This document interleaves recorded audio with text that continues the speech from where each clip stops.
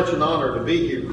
I told people when I came in, this is the probably best prepared, best food, best audience we've talked to in the forum. I mean, it's a beautiful opportunity. Y'all look so nice, and we're honored to be here, all of us. I wanted to start by recognizing first my wife, who sometimes I have forgotten, but Kayla, please stand.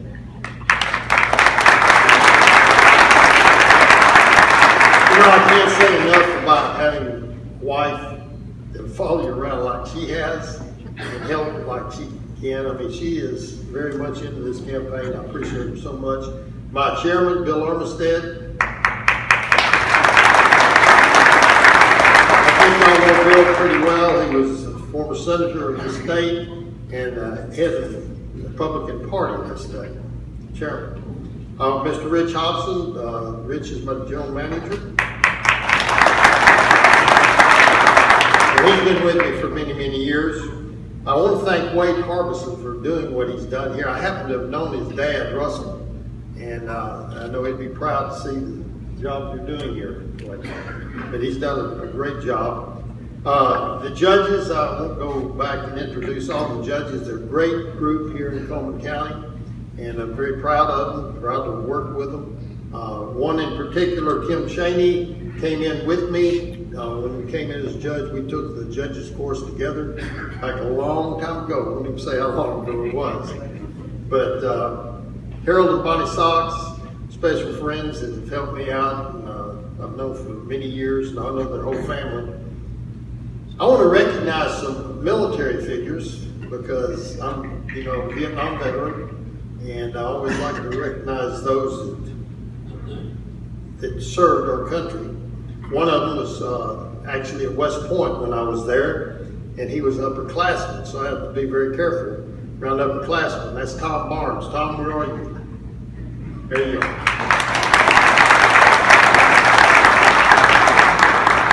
Another is Rick Fox. Rick was a colonel, and he did a great job. Rick, where are you? There you go. And we have a very special man, I think. He was a Marine in World War II. And his first name's Roy, so that gets some kin to him. But I think you've got to recognize somebody that fought in that war and still around and still fighting, Mr. Roy Harbison. Mr. Brinker.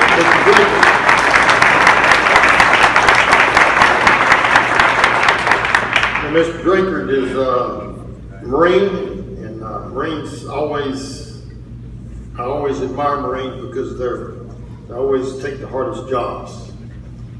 You know, there was a time back in 1776 when a man by the name of Thomas Paine wrote a pamphlet called The Crisis, The American Crisis. And I think we're in a crisis today. And he began it by saying, these are the times that try men's souls. And I think today our souls are being tried in this country. We all know things have been going badly for our country in politics. And we voted for a change in November of 2016. We actually have a Republican Congress, a Republican Senate, and a Republican President. And still, nearly 7 months later, nothing's been done. You know, it's been called a swamp, but I think the water is stagnant. I think nothing is moving in Washington, D.C., and Americans should be concerned. We still have Obamacare. Nothing's changed. People wanted it repealed. We still have it. Illegal aliens still cross our borders.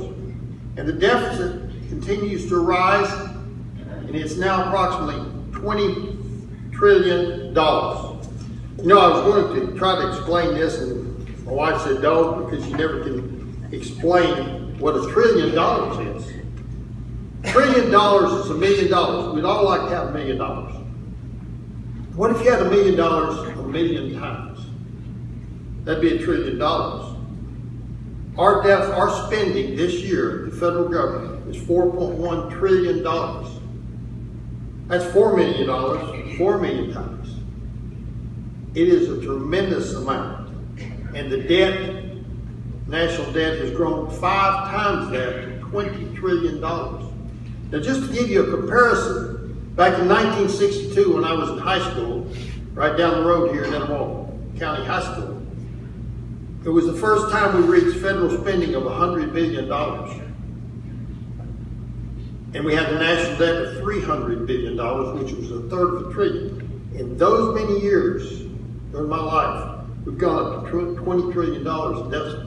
It is going to affect us, it's going to affect our children, and we better be concerned with that. But nothing's being done. Nothing's being moved. The people in Washington want to stay where they are in Washington. This is an article from CNN. You won't find me quoting CNN much. But it's got Alabama Senate race as a test case for GOP divide. The Republican establishment is at or near panic mode about the upcoming Alabama Senate race. There's a primary August 15th, and the establishment favorite is trailing. There's little fear among Republicans that Democrats could win the seat, but Majority Leader Mitch McConnell is among the establishment figures alarmed that former Alabama Supreme Court Chief Justice Judge Roy Moore is ahead in polls. Moore drew national attention for recommending that Alabama judges ignore the Supreme Court ruling recognizing same-sex marriage. It's not exactly what I did, but said McConnell, who has a narrow 52-48 majority, has made it clear he does not want a conservative rebel in the GOP conference already difficult to manage. Now polling showing Moore opening a lead with 6 weeks to go, the establishment is trying to rally financial and other support for another candidate. What I am very upset about this is they're trying to buy the people of Alabama and buy their vote out of Washington, D.C. That's very, very obvious. I think many of the candidates would agree. They're trying to tell you who should be senator, who they want to keep there. And it's this establishment that is preventing things from moving. And we've got to wake up to that fact. CNN finally said something right. I believe in the vision that Donald Trump has to make America great again. I think we can make America great again. But first we have to make her strong. As a graduate of the United States Military Academy at West Point, I served in Europe. I served in Southeast Asia. I was in Vietnam. I know the military. I know what the military needs. And I know that we need more planes in the air. We need more ships on the ocean. And we need more combat troops ready and trained to fight a war. The best defense, the best possibility for peace is a strong military. It always has been, it always will be. You remember the slogan, walk softly and carry a big stick. We're walking softly all right, and what we're carrying around is a limp noodle for defense. We better wake up. We need to return the discipline and morale and stop the political correctness and the experimentation going on in the military. We don't need transgender troops. I said this months ago because it's very obvious, and most people that have served in the military know that does not work. When you're in a foxhole, you want to know that the person next to you knows if he's a man or a woman.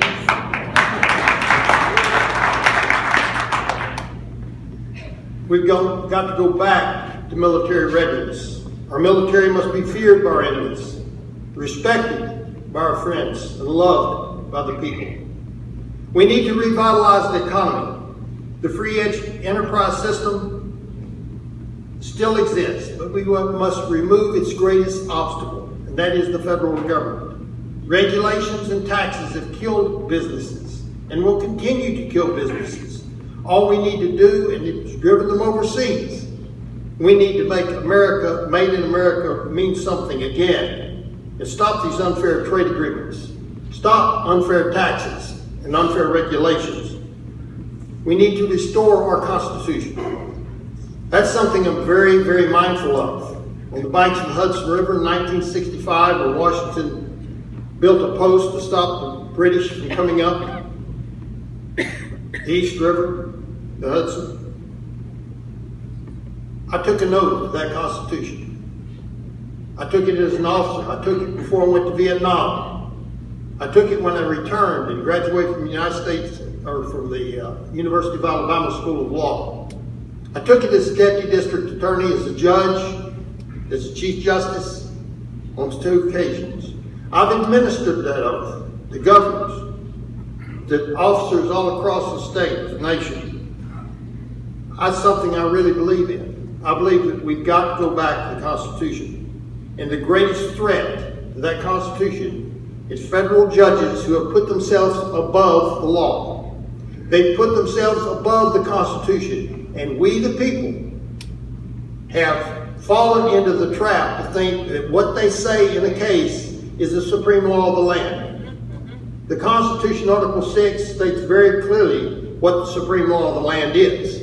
It says that this Constitution and the laws of the United States made in pursuant thereof, and all treaties made or which shall be made under the authority of the United States, shall be the supreme law of the land, and the judges in every state shall be bound thereby, anything in the Constitution or the laws of any state to the contrary notwithstanding. Which means we state judges have to recognize that the United States Constitution is above our state constitution if there's a conflict. But it also says something that most people miss. And most judges miss this, that we have every right, every responsibility, every duty to interpret that Constitution and to apply it. A federal constitutional issue can be ruled on by state judges. On February 11th, about 3 or 4 years ago, Obama addressed me when he was asked a question about this crazy Alabama judge who thought that state court or federal courts were not above state courts. He said federal law is above state law. And then he'd let the federal courts handle me. Well, I agree with him. Federal law is above state law. But federal court decisions are not above state court decisions on federal constitutional issues. When the lowest court, district court, municipal court, well, I shouldn't say municipal, probate court, rules on a federal constitutional issue, not even the 11th Circuit can overturn it. This is the law. It has been the law. It's a law recognized by the United States Supreme Court as late as 2013 in Johnson versus Williams. Clarence Thomas said it best when he said, the state trial court's interpretation of a federal constitutional issue is just as authoritative as the federal court of appeals in whose circuit the state trial court is situated. That was repeated in an opinion written by Ruth Bader Ginsburg, 2000, Arizonians. You know the problem I'm telling you? Is we've let federal courts take away our sanctity of marriage amendment before the Supreme Court did. 22 states allowed federal judges to rule, and the state judges and state officials stayed back saying this is left to the federal bench. And without authority, they did what they did. I've written a book that does address Obergefell. It's called Abuse of Power. I would recommend it to any judge, any lawyer, anybody. And it clearly sets forth what you do when the Supreme Court puts itself above the law. And they can and do it. You know, George Sutherland in 1937 said that the role of the judiciary is interpretation. That does not include interpretation in the guise of amendment. To miss the point of difference between the two is to miss the point of difference between the supreme law of the land and what it stands for. And to convert what were inescapable and enduring mandates into mere moral reflections. That simply means it's not the role of the judges to tell us what a new constitution is. That's the people that can amend the Constitution, not judges. And when they start amending the Constitution and calling it interpretation, they're violating that Constitution they're sworn to uphold. Washington said in his farewell address, toward the preservation of your government. Now we all want that. and the present permanency of your present happy state, it is requisite not only that you steadily discountenance irregular oppositions to its acknowledged authority, but also that you resist with care the spirit of innovation upon its principles, however spacious the pretext. We're seeing judges go out and rule on things because it feels good. Well, law is not about feeling. Law is about a fixed principle in law. And we need to get back to those fixed principles. We need to get back to the Constitution of the United States and realize that the separation of powers and checks and balances was there for a reason, and that they should stay within their jurisdiction. Before we can be great, we must be strong. We must revitalize our economy. And we must bring back the Constitution. But we also must do one other thing. We cannot be great again unless we're good again. Alexis de Tocqueville said in the 1830s, he said that America is great because America is good. And that's the biggest thing that we're missing in our society. We're missing virtue and morality. And Washington said, "'Tis virtue or morality which is the necessary spring of popular government. Who that is a sincere friend to it can look with indifference on attempts to shake the foundation of the fabric." Ladies and gentlemen, our foundation is being shaken. It's being shaken in our homes, in our schools, in our families, in our government. We have corrupt officials. We have violence in the street. We have greed in political office. And we've got to get back to an understanding that morality permeates every aspect of society. Until we get back to that, we'll never really realize what goodness is. And we can't make it good. Only God can make it good. And we've got to realize that it's God's standards upon which this nation was founded. Look to the organic law as contained in the United States Code, which is a Declaration of Independence. And it says that it is God who gave us our inalienable rights, and that the only role of government was to secure those rights for us.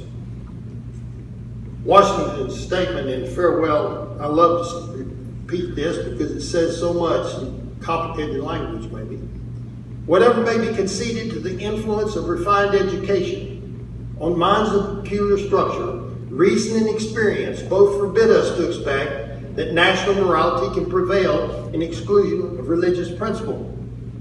Now, what he was saying in words that we might understand is no matter how smart you are, how important you think you are, how many degrees you have after your name, if you ever forget that morality, we will have an immoral society if we desert our relationship to God. The only way to bring it back is bring it back. And bring back that acknowledgement of God as the sovereign source of law, liberty, and government. I hope that we can do that.